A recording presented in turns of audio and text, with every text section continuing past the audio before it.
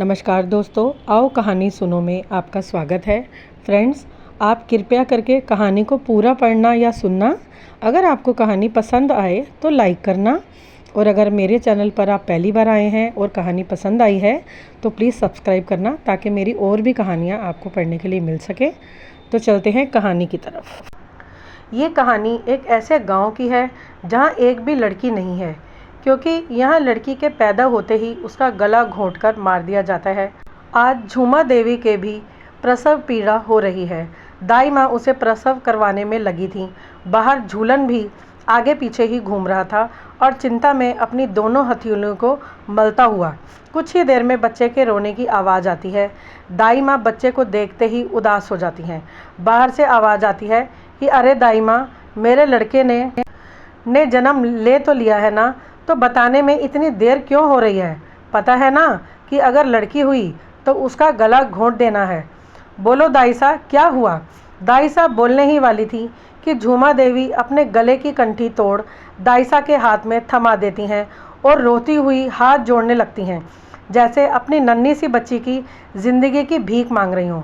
आज उनके लिए तो ये दाई माँ भी किसी भगवान से कम नहीं थी, क्योंकि झूमा ने 3 बच्चियों को यूं ही मरता देखा था। उसका कलेजा अब चौथी बच्ची की मौत देखे ये उसके बस में नहीं था। जब दाईसा झूमा के कमरे से बाहर निकली तो झूलन ने पूछा, बताया नहीं कि क्या हुआ है? अरे लड़का हुआ है दाईसा, थे सच्ची बोलो हो ना? हाँ, लेकिन बहुत कमज़ोर सा थारा बेटा, तू हाथ लगावागा तो और बीमार पड़ जाओगा। उसे उसकी माँ की ज़्यादा ज़रूरत सा। झूलन बहुत खुश हुआ कि उसे 3 लड़कियों के बाद लड़का हुआ है। पूरे गांव में मिठाई बांट दी गई। झूमा ने उसका नाम सोनू रखा, जो उसके लिए तो बेटी लेकिन सारे गांव के लिए बेटा ही था। झूमा उसका एक लड़के की तरह ही भरण पोषण भी करने लगी। झूलन के लिए तो वो एक लड़का ही था। वो चाहता था कि उसका बेटा पहलवान बने। 16 साल बीत गए। झूमा उसे रोज़ दंड बैठक निकालने को कहती, खूब दूध पिलाती, लेकिन उसका शरीर लड़के जितना हृष्ट-पुष्ट ना था। झूमा को अपनी बच्ची से यूं कठिन काम करवाना अच्छा नहीं लगता था। बहुत तकलीफ़ होती उसे मन ही मन, लेकिन क्या करती? उसे डर था कि 3 लड़कियों की तरह चौथी भी ना खो दूँ। उस गांव में कोई भी अपनी लड़की देने के नाम से भी डरता था, और डरना भी ज़रूरी था, क्योंकि जन्म लेते ही लड़की का गला ही दबा देते थे। इसलिए वहाँ आधे से ज़्यादा लोग बिना ब्याहे ही थे। सोनू के साथ खेलने के लिए भी कोई लड़की नहीं थी।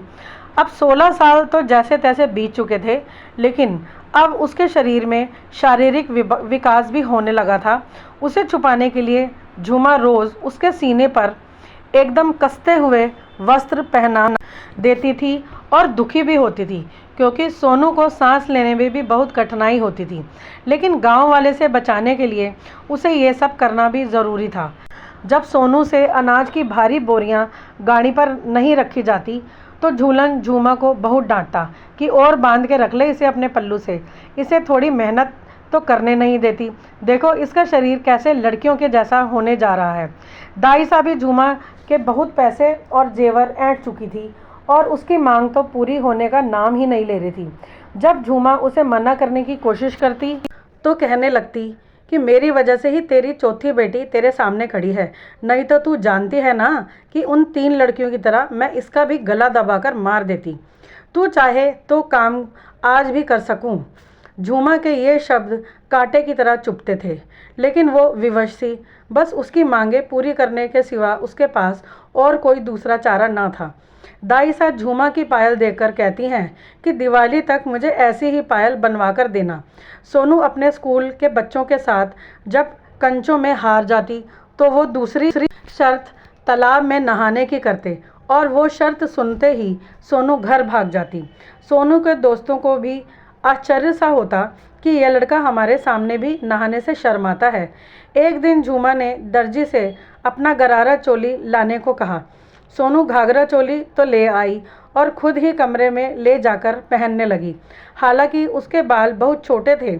माँ कमरे में आई तो सोनू को इस हालत में देखकर रोती हुई जल्दी से उसकी बिंदी और लाली उतारने लगी, और गुस्से में 1-2 थप्पड़ भी मार दिए। ये क्या करने जा रही थी तू सोनू? तुझे नहीं पता बेटी, लोगों को अगर पता चल गया कि इस गांव में एक लड़की भी अभी भी जिंदा है तो ना जाने तेरे साथ क्या करेंगे। मुझे माफ़ कर दे बेटी, तुझे खोने के डर से ही मेरा कलेजा फटने लगता है। सोनू कहती है, माँ इस गांव से दूर कहीं चल चलते हैं, लड़की को भी जहाँ पर प्यार और सम्मान मिलता हो। दम घुटता है मेरा जब अपने अस्तित्व को ही लोगों से छुपा कर रखना पड़ता है। माँ और बेटी दोनों फूट फूट कर रोने लगती हैं। इतने में झूलन काम से घर वापस आ जाता है और दोनों को आवाज़ लगा देता है। वो दोनों बहुत डर जाती हैं। झूमा कहती है कि सोनू तू जल्दी से कपड़े बदल, मैं तेरे बापू को बातों में उलझाती हूँ।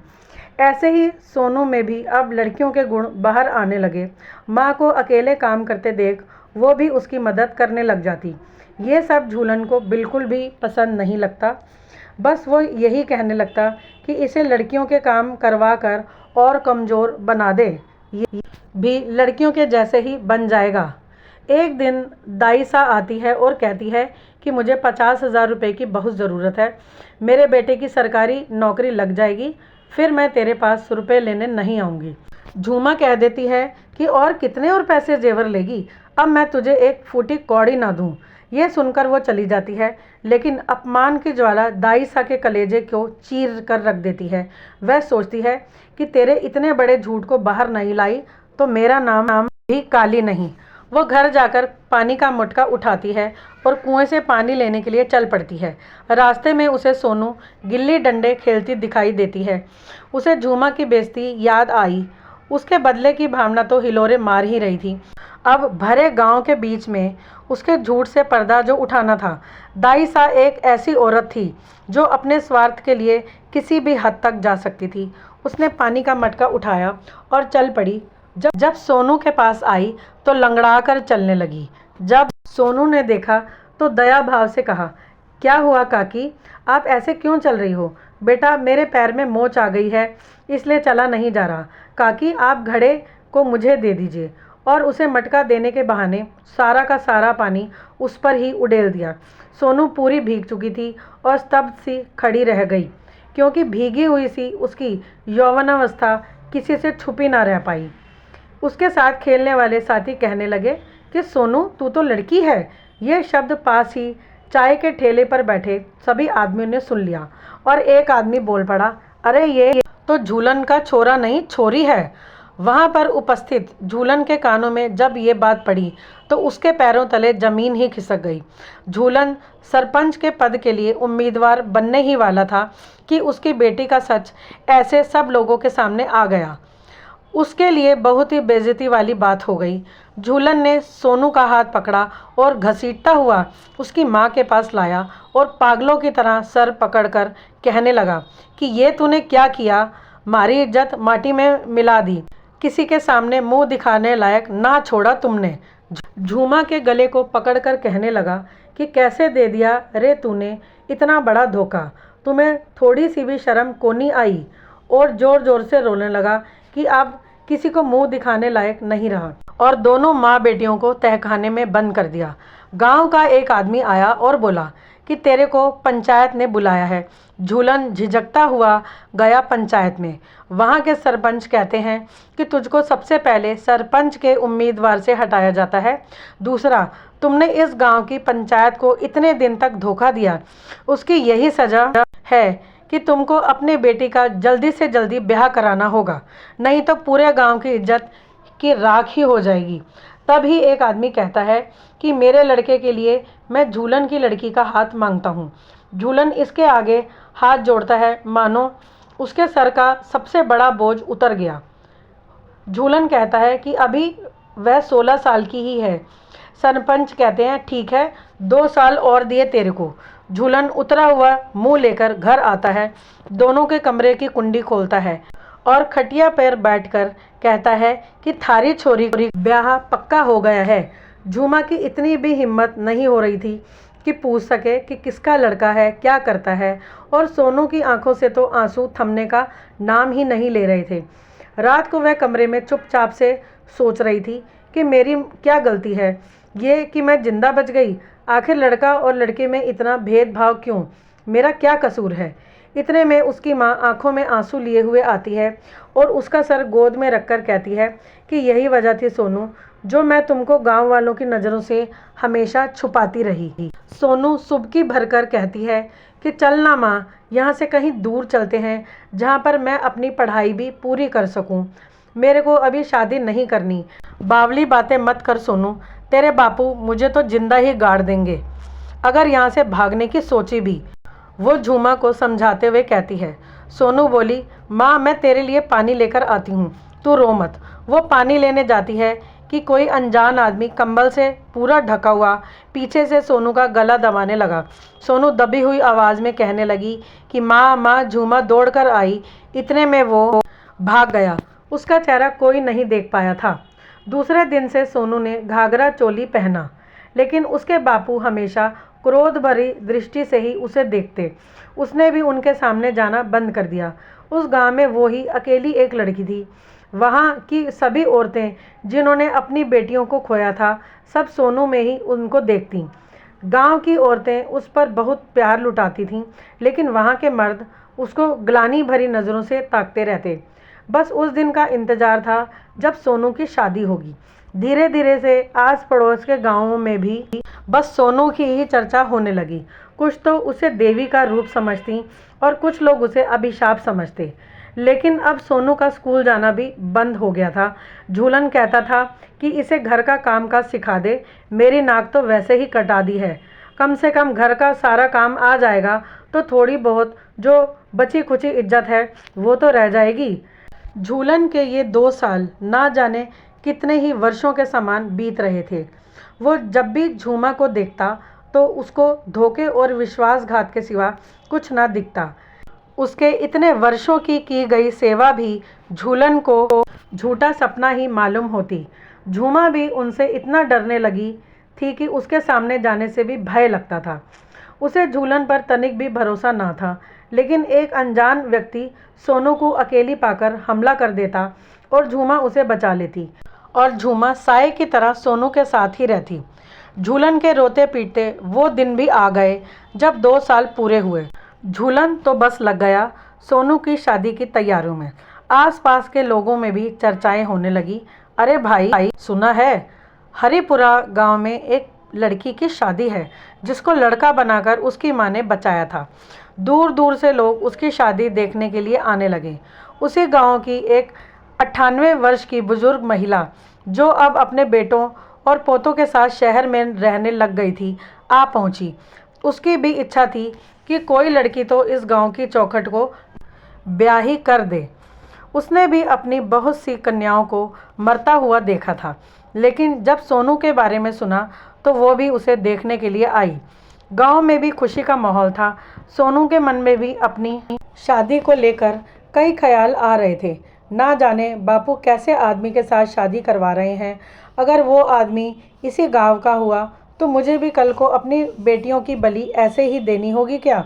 उसका कलेजा कांप गया ये विचार आते ही। फिर सोचती कि यदि ऐसा हुआ तो मैं अपनी जान दे दूंगी, लेकिन मेरी आंखों के सामने अपनी होने वाली बेटियों को नहीं मरने दूंगी। वो एकदम सकपा जाती है भविष्य की चिंता में। उसके दिल में मर्दों के प्रति एक घृणा सी हो उठती है। झूमा बेटी के पास जाती है और अपने गहनों की पोटली खोल देती है। सोनू ये देख, तेरे लिए गहने। सोनू अपने आंसू पोंछकर चेहरे पर प्यारी सी मुस्कान लाकर कहती है, माँ ये सब मेरे लिए है क्या? हाँ रे पगली, और किसके लिए होंगे? गहने तो बहुत थे, लेकिन उस दाई माँ ने इतने सालों में ना जाने कितने ही ले लिए। झूमा कहती है, कोई बात नहीं माँ, गहनों से कीमती ये है कि मैं आज भी जी रही हूँ। नहीं तो झूमा उसके होठों पर उंगली रखकर चुप करवा देती है। पागल है क्या? कल तेरे लिए बहुत बड़ा दिन है। ये मरने वरने की बातें छोड़, मेरे पास अब हंसता हुआ चेहरा ही रखा कर। अच्छा अब जल्दी से सो जा, सुबह जल्दी उठना है ना, कई रस्में निभानी है तेरे को। झूमा कमरे में बैठी आंसू बहा रही थी कि झूलन दूध का गिलास लेकर उसके पास आता है और कहता है कि तू अपना ख्याल कब रखेगी? तुझे कुछ हो गया तो मारा के होगा। ये ले तेरे लिए दूध का गिलास लाया हूँ, जल्दी से पी और सो जा। सुबह बेटी को खुशी से विदा करना है। झूमा उसे हैरानी से देखती रही। अरे और यह कहकर वो चुपचाप वहाँ से उठकर चला गया। सोनू देवी माँ की मूर्ति के पास बैठी बस रोई ही जा रही थी। उसे अपनी माँ के साथ बिताया अब तक का सफ़र याद आ रहा था। इतने में ही पीछे से फिर किसी ने उसका गला पकड़कर दबाया।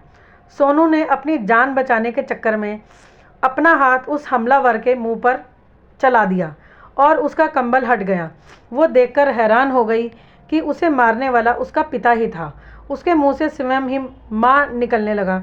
सोनू अपने आप को बचाने की कोशिश कर रही थी और झूलन गला दबोचे हुए बड़बड़ा रहा था कि मेरे सरपंच बनने का सपना तेरी वजह से चूर चूर हो गया और तू चाहती है कि मैं तुझे विदा करके लोगों के तानों से तिल तिल करके मरूं।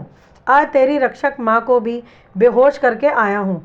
इतने में ही उसके पीछे से कोई उसके सर पर जोर से वार करता है और झूलन जमीन पर गिर पड़ता है। जब देखा तो झूमा थी। तुम? झूलन कहता है, हाँ मैं। आपकी नीयत की मुझे पहले से ही खबर थी ना, इसलिए मैंने वो दूध पिया ही नहीं। झूमा ये कहते हुए उस पर कई सालों का गुस्सा निकाल देती है लाठी के वार से। सोनू कहती है, बस करो माँ, बापू मर चुके हैं। झूमा उसे छोड़ सोनू को लगाकर खूब रोई और दूसरे दिन झूलन को विदा किया और फिर खुद को पुलिस के हवाले कर दिया। कोर्ट ने उसे 3 साल की सज़ा सुनाई और उस गांव के लिए कन्याओं की मौत के लिए विशेष कानून बनाया गया। अब सोनू भी एक प्यारी सी बच्ची की माँ है और अब उस गांव की वर्षों की दकियानूसी सोच भी नष्ट हो गई है। दोस्तों, ये कहानी तो यहीं समाप्त हो गई। मैं जानना चाहती हूँ कि आप लोगों की बेटियों के बारे में क्या राय है। मुझे कृपया कमेंट बॉक्स में ज़रूर बताना। अगर कहानी पसंद आए तो मेरी कहानी को लाइक करना और मेरे चैनल आओ कहानी सुनो को सब्सक्राइब करना।